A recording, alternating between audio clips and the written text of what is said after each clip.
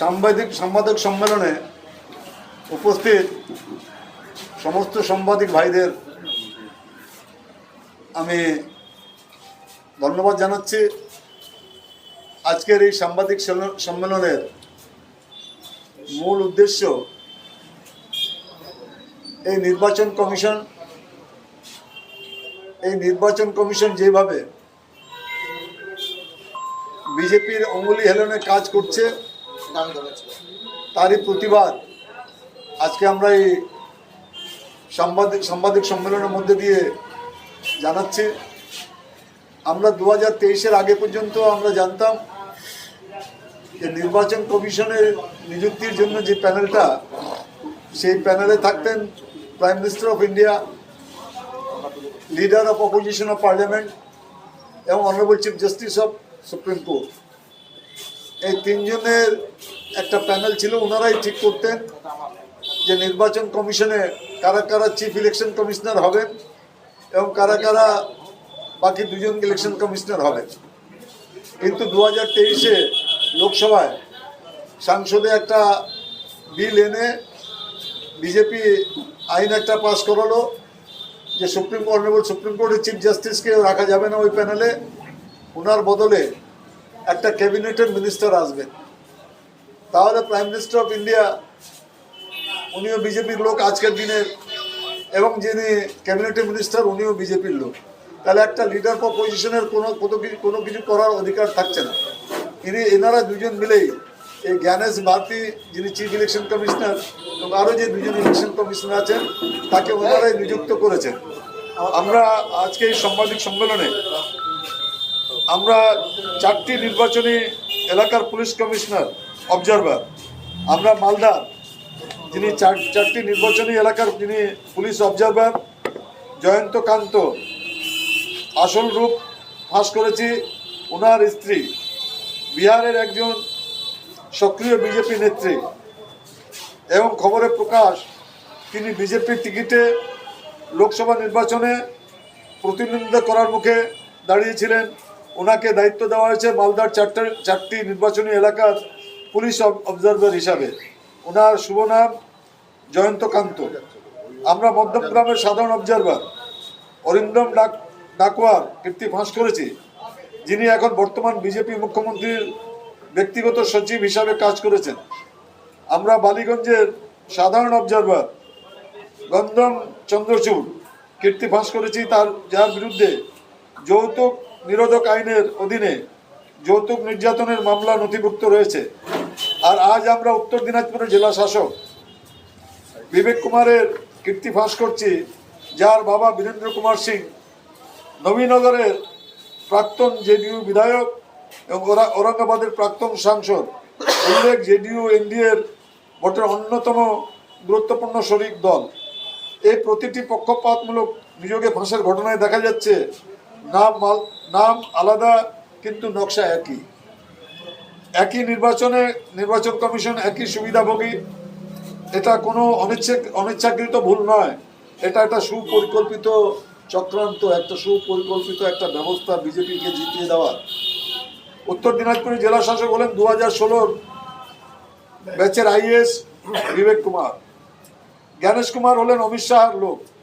এটাই এই নির্বাচন কমিশনের বর্তমান বাস্তবতা। জ্ঞানেশ কুমার হলেন অমিত শাহের লোক, এটাই এই নির্বাচন কমিশনের বর্তমান বাস্তবতা। সর্বভারতীয় তৃণমূল কংগ্রেসের নেতৃত্বে বিরোধী দলের 193 জন সাংসদের স্বাক্ষরিত ইমপিচমেন্ট প্রস্তাবে 7টি নথিযুক্ত অভিযোগ আনা হয়েছে। পক্ষপাতমূলক আচরণ, গণহারে ভোটাধিকার কেড়ে নেওয়া এবং নির্বাচনী জালিয়াতির তদন্তে ইচ্ছাকৃতভাবে বাদ দেওয়া। তার তত্ত্বাবধানে এসআইআর চলাকালীন 200-র বেশি মানুষের মৃত্যু হয়েছে। 60 লক্ষ ভোটারকে আন্ডার এডুকেশনের নামে অনিশ্চয়তার মধ্যে ঠেলে দেওয়া হচ্ছে। সুপ্রিম কোর্টকে হস্তক্ষেপ করতে হয়েছিল কারণ এই মুখ্য নির্বাচন কমিশনার তার নিজস্ব সাংবিধানিক বাধ্যবাধকতা পালন করছিলেন না। তবুও তিনি পদে বসে আছেন কারণ তাকে ঠিক ওই জায়গাতেই অমিত শাহের প্রয়োজন। নির্বাচন কমিশন নিরপেক্ষতার দোহাই দিয়ে বাংলার মুখ্য সচিব, ডিজিপি, স্বরাষ্ট্র সচিব এডিজি, আইজি, 13 জন জেলা শাসক, 73 জন রিটার্নিং অফিসার এবং কলকাতার পুলিশ কমিশনারকে বদলি করেছে। নিরপেক্ষভাবে নামের রাজ্য জুড়ে 84 জন পুলিশ অবজারভার মোতায়েন করেছে। আর এই সমস্ত নিয়োগের মধ্যে সর্বভারতীয় তৃণমূল কংগ্রেস এখন খুঁজে বের করছে এবং ফাঁস করছে যে সরাসরি এনডিএ এবং বিজেপির সঙ্গে পারিবারিক সংযোগ থাকা একাধিক অফিসারকে গুরুত্বপূর্ণ নির্বাচন নজরদারির পদে বসানো হয়েছে। মালদার জয়ন্তকান্ত, উত্তর দিনাজপুরের বিবেক কুমার, এই ব্যাপক রদবদলের মধ্যে যদি এতগুলো নিয়োগের নথিবদ্ধ রাজনৈতিক যোগাযোগের ইতিমধ্যেই ফাঁস হয়ে যায়, তার বাকি নিয়োগগুলোর মধ্যেও কতগুলো এখনো পরীক্ষা করা বাকি, সেই প্রশ্নে বাংলার অবশ্যই করা। নির্বাচন সময় একজন জেলা শাসকের ভূমিকা কেবল আনুষ্ঠানিক নয়। জেলা শাসক পদ প্রার্থীদের মনোনয়ন তদারকি করেন, ভোটারদের যোগ্যতা সংক্রান্ত বিতর্ক মীমাংসা করেন এবং ভোট কেন্দ্রের প্রশাসন পরিচালনা করেন এবং শেষ পর্যন্ত সেই প্রক্রিয়াগুলোতে সই করেন, যা নির্ধারণ করে কে ভোট দিতে পারবে এবং কার মনোনয়ন বৈধ। এমন একটি পদে এমন একজন অফিসারকে বসানো যার বাবার সরাসরি এনডিএর সঙ্গে রাজনৈতিকভাবে যুক্ত, এটা কোনো প্রশাসনিক নিয়োগ নয়। এটি স্বার্থের এমন এক সরাসরি সংঘাত যা কেবল ইচ্ছাকৃতভাবে উপেক্ষা করা সম্ভব। নির্বাচন কমিশনে যারা বাংলার রাজ্য সরকারের অফিসারদের নিয়োগ যাচাই করেছিল এবং অপর্যাপ্ত সিনিয়রিটির অজুহাতে তা প্রত্যাখ্যান করেছিল, তারা এখন এক নিয়োগকে সমর্থন করতে পারে না যেখানে অফিসারের নিজের পরিবারের সদস্য এনডিএর হয়ে নির্বাচিত হয়ে আইনসভায় গিয়েছে। এটি সেই একই নির্বাচন কমিশন যার কেরালামের অফিসের মুখ্য নির্বাচন আধিকারিক একটি সরকারি বিজ্ঞপ্তিতে বিজেপির দলীয় শিল মেরেছিলেন এবং একে ক্লারিক্যাল ভুল বলে অভিহিত করেছিলেন। সেই একই নির্বাচন কমিশন মালদার একজন পুলিশ অবজারভার নিয়োগ করেছে যার স্ত্রী বিজেপির হয়ে প্রচার করেন। সেই একই নির্বাচন কমিশন বাংলার পুরো প্রশাসন কাঠামো বদলে দিয়ে নিজেদের পছন্দ মতো নতুন করে সাজিয়েছে। আর এখন উত্তর দিনাজপুরে জেলা শাসকের বাবার সরাসরি এনডিএর সঙ্গে রাজনৈতিক যোগ পাওয়া গিয়েছে। প্রতিটি ঘটনার একটি করে ব্যাখ্যা আছে। সেই ব্যাখ্যাটা একটি দলকে রক্ষা করে। একটা সময়ের পর এই ব্যাখ্যাগুলি আর বিশ্বাসযোগ্য থাকে না এবং নিয়োগগুলি নিজেরাই যা বোঝানোর বুঝিয়ে দেয়। জ্ঞানেশ কুমারের নির্বাচন কমিশন বাংলার নির্বাচন পরিচালনা করছে না, ইঞ্জিনিয়ারিং করছে। সর্বভারতীয় তৃণমূল কংগ্রেস এর নাম দিয়েছে, তৃণমূল কংগ্রেস এটি নথিবদ্ধ করেছে এবং তৃণমূল কংগ্রেস ততক্ষণ থামবে না যতক্ষণ না প্রতিটি আপোষ করা নিয়োগ বাতিল করা হয় এবং বাংলার প্রতিটি বৈধ ভোটার সুরক্ষিত হন। আদর্শ আচরণবিধি চলাকালীন জ্ঞানেশ কুমারের নির্বাচন কমিশনের বাংলার উত্তর পূর্ব প্রশাসনিক কর্তৃত্ব রয়েছে।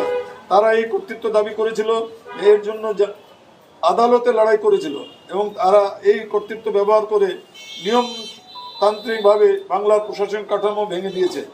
এই রাজ্যকে বোঝেন এমন অভিজ্ঞ অফিসারদের সরিয়ে দিচ্ছে এবং গুরুত্বপূর্ণ নির্বাচনী নজরদারির পদে বিজেপির ঘনিষ্ঠ ব্যক্তিদের বসিয়ে দিচ্ছে। কেরালামের মুখ্য নির্বাচনী আধিকারিক সিল, মালদার অবজারভারের নিয়োগ, বদলি নজিরবিহীন জোয়ার, নতুন নিযুক্ত অফিসারদের সাথে বিজেপির অবিচ্ছিন্ন সংযোগ সবই একসাথে ঘটছে, সবই একটা মুখ্য নির্বাচনী কমিশনের অধীনে, সবই এখন দলের উপকারে ঘটছে। এটা ভারতের নির্বাচন কমিশন নয়, এটা বিজেপির নির্বাচন কমিশন। আর বাংলা একে ঠিক এই নামেই ডাকবে, এটা বিজেপির নির্বাচন কমিশন।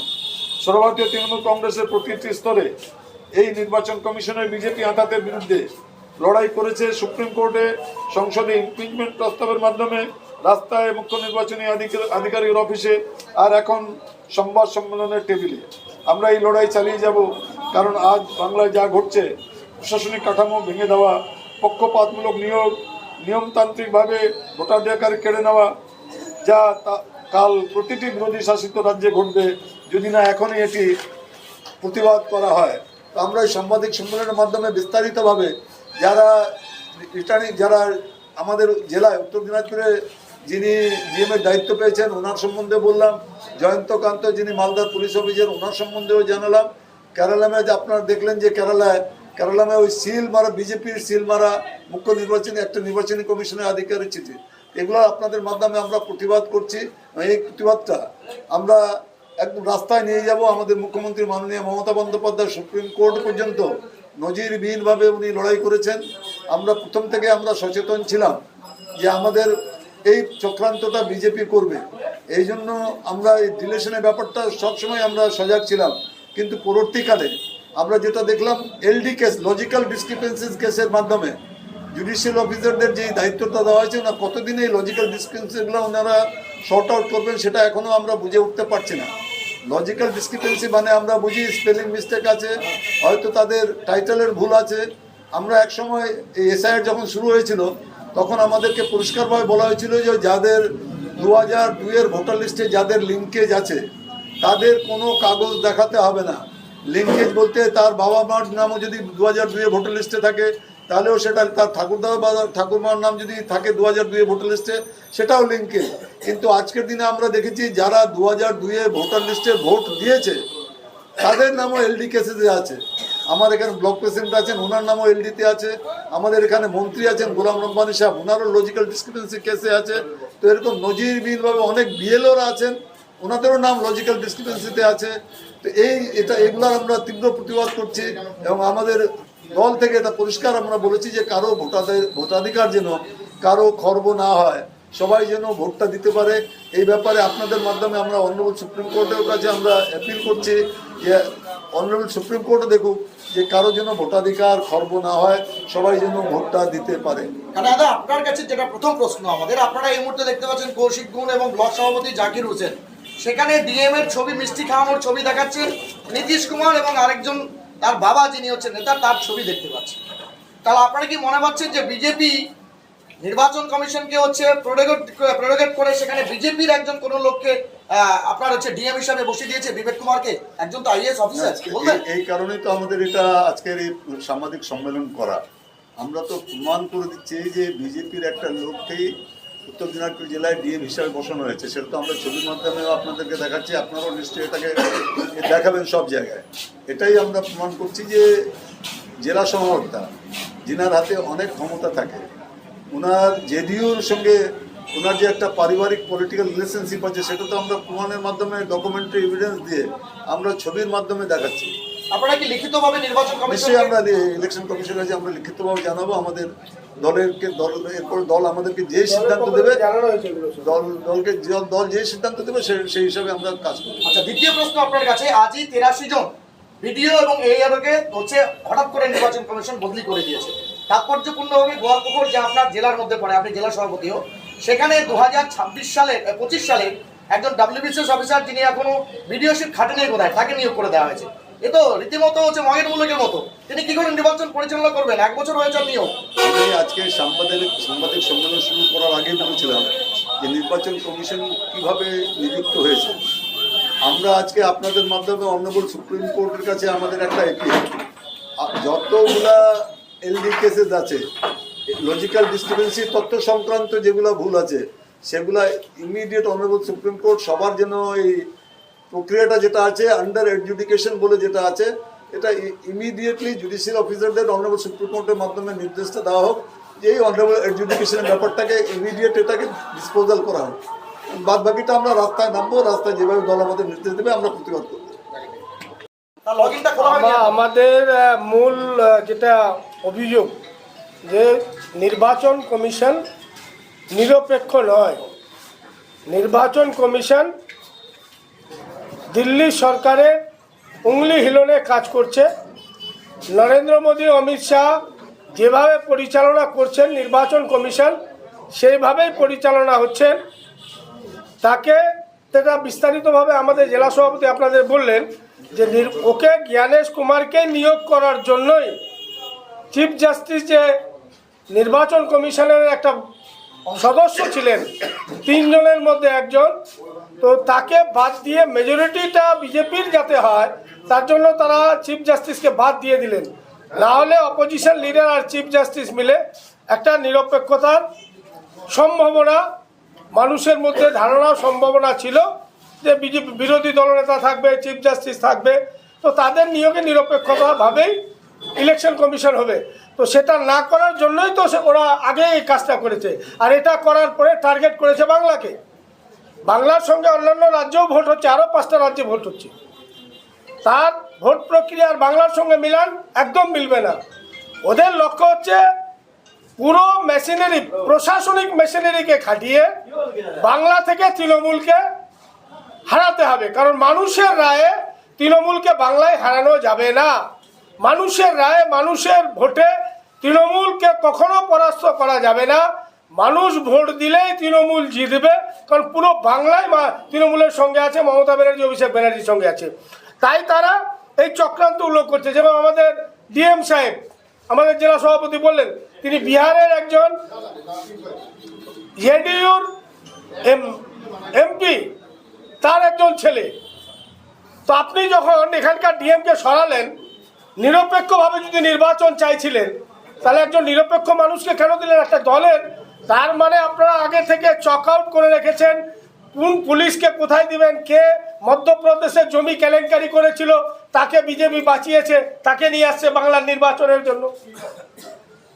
কাকে বিধানসভার মন্ত্রী করে দিয়েছে কোন রাজ্যের, তাকে নিয়ে আসে। মানে যতগুলো বিজেপি কানেক্টেড পরিবার আছে, তাদের পরিবার থেকে যারা আমলা হয়েছে, সেই আমলাগুলোকে এখানে নির্বাচনে খাটিয়ে তারা চেষ্টা করছে। আমাদের উদ্দেশ্য, আমরা আতঙ্কিত নয়, বিজেপি যাতে এটা না ভাবে, নরেন্দ্র মোদী, অমিত শাহ যাতে না ভাবে মমতা ব্যানার্জি, অভিষেক ব্যানার্জি ভয় পেয়েছে, বাট ভয় আমাদের সরকার থাকবে কিনা, তো তারা খুব মমতা ব্যানার্জি, অভিষেক ব্যানার্জি চিন্তিত, তার জন্য নয়। আমরা এই জিনিসগুলো জনমানুষে নিয়ে আসছি এই জন্য যে বিজেপির চরিত্রটা দেখানোর জন্য। এটা হচ্ছে বিজেপির চরিত্র। এরা বাংলার সঙ্গে এই যে ব্যবহারটা করছে, এটা বাংলাকে অপমান করা, বাঙালিকে অপমান করা। তাই মানুষ যাতে আরো বলিষ্ঠ হাতে, বলিষ্ঠ সিদ্ধান্ত নিয়ে কঠোর হাতে মমতা ব্যানার্জি, অভিষেক ব্যানার্জির পাশে থেকে, এই লড়াইয়ের সাথে থেকে বিজেপিকে যাতে পরাস্ত শুধু নয়, বিজেপি থেকে বাংলাকে শূন্য হাতে যাতে ফেরানো যায়, বাংলার মানুষের কাছে আজকের এই প্রেস মিটের মাধ্যমে এই আহ্বান আমরা করব। যেভাবে আমরা ইসলামপুরে নিয়েছি লক্ষ্য, যে এখানে বিগত দিনে যত ইলেকশন হয়েছে, যত নির্বাচন হয়েছে স্বাধীনতার পর থেকে আজ অবধি, আজকে প্রেস মিট নোট করে রাখবেন আপনারা, আমার এই কথাটাকে কোট করে রাখেন, যে যতগুলো নির্বাচন স্বাধীনতার পর থেকে আজ অবধি হয়েছে, সমস্ত নির্বাচনের রেকর্ড ভেঙে আমরা এবারকার জিতে একটা এমন রেকর্ড করব, যে রেকর্ড কোনোদিন হয়নি আর কোনোদিন হবে কিনা। এটা হচ্ছে আমাদের জবাব বিজেপির এই যে কাণ্ড, কি ইলেকশন কমিশনকে দিয়ে প্রহসন করা বাংলাকে, তার জবাব আমরা ইসলামপুরে দিব। তেমনিভাবে সারা বাংলার মানুষের কাছে আপিল করব, আপনারাও জবাব দিন। আজকে আমাদের জেলা সভাপতি আপনাদের কাছে বিস্তারিতভাবে এই জিনিসগুলো এক্সপোজ করলেন। আগামী দিনে আমাদের দলের পক্ষ থেকে যেভাবে নির্দেশ দেবে, আমরা সেইভাবে সেই কাজগুলো সব করব। এবং দলের নির্দেশ মতো আমাদের ওয়ার রুম আর ছিল না, এখনও আছে, কন্টিনিউ আছে। যারা যারা অ্যাডজুডিকেশন বা ডিলিটের আওতায় আসছেন, আপনাদের মাধ্যমে ইসলামপুরের সমস্ত অঞ্চলের মানুষকে জানাবো, তিনপুলে আমার বাসভবনের সামনে আমাদের ওয়ার রুম আছে। আমাদের 20 জন কর্মী ওখানে সকাল থেকে রাত 10টা অবধি বসে থাকবে। যাদেরই দরকার হবে আপনারা আসবেন বা আমাদের সঙ্গে ফোনে যোগাযোগ করবেন। তৃণমূল আপনাদের সঙ্গে 4 ডিসেম্বর থেকে প্রতিনিয়ত আমাদের BLA 2 থেকে শুরু করে সমস্ত নেতৃত্ব আপনাদের সঙ্গে আছে। আগামী দিনেও আমরা আপনাদের সঙ্গে দাঁড়িয়ে থাকবো, আর যতক্ষণ পর্যন্ত আপনাদের ভোট অধিকার আপনারা পাচ্ছেন না, আপনাদের স্বার্থে আমরা লড়াই করে যাব। লড়াইটা আমাদের জেলা সভাপতি কানাইলাল আগরওয়াল আপনাদের সামনে বিস্তারিতভাবে বললেন, ব্লক সভাপতিও আপনাদের সামনে বিস্তারিতভাবে বললেন যে বিজেপি যে চক্রান্ত করছে বাংলার সাধারণ মানুষকে, সাধারণ ভোটারকে, এটা একটা টুকলি করা পাশের মতো। বিচারকও তারা, পরীক্ষাও নেবে তারা, এবং জিততে এইভাবে চাচ্ছে। কিন্তু এটা বাংলাকে এইভাবে হারানো যাবে না। বাংলার কৃষ্টি সংস্কৃতি, বাংলার ঐতিহ্যকে এইভাবে ধ্বংস করা যাবে না। আমাদের ফর্ম দিয়ে আগামীকাল থেকেই আমাদের যে ওয়ার রুম রয়েছে, সেই ওয়ার রুমে যে সমস্ত বাতিল ভোট রয়েছে তাদের ফর্ম ফিল আপ করে আমরা জমা দেব। আমাদের দেখবেন যে গোটা পশ্চিমবঙ্গে, গোটা বাংলায় এই SIR চলাকালীন BLA 2 এবং এই SIR এর কাজকর্ম তৃণমূল কংগ্রেস ছাড়া অন্য কোনো দল করেনি। না সিপিএম করছে, না কংগ্রেস করছে, না বিজেপি করছে, তাদের দরকার ছিল না। কিন্তু বাংলার সাধারণ মানুষের স্বার্থে তৃণমূল কংগ্রেস সবসময় ছিল, আছে এবং থাকবে। মমতা বন্দ্যোপাধ্যায়, অভিষেক বন্দ্যোপাধ্যায় ছিল, আছে, থাকবে। চতুর্থবার মুখ্যমন্ত্রী মমতা বন্দ্যোপাধ্যায় হবে, তার কোনো অবকাশ নেই, সময়ের অপেক্ষা। বিজেপি যত অত্যাচার করবে, বাংলার সাধারণ ভোটাররা তিন ঘাসের উপর জোড়া ফুল চিহ্নে তত বেশি স্ট্যাম্প দিবে, এটা দায়িত্ব নিয়ে বলছি। আজকে পর্যন্ত কংগ্রেস প্রার্থী ঘোষণা করেনি, সিপিএম প্রার্থী বদল করে সামি খান রাজুকে প্রার্থী করেছে, কি বলবেন? যারা গোটা বিধানসভায়, গোটা বাংলায় শূন্য, তাদেরকে নিয়ে আলোচনা না করানোটাই ভালো। প্রার্থীর হচ্ছে, প্রার্থীর চেঞ্জ হচ্ছে, লাইট অফ হচ্ছে, লাইন অফ অন হচ্ছে, এটাই তাদের নিয়ম। আমরা তাকে সেই বিষয় নিয়ে আমরা চিন্তিত নই। ঠিক আছে।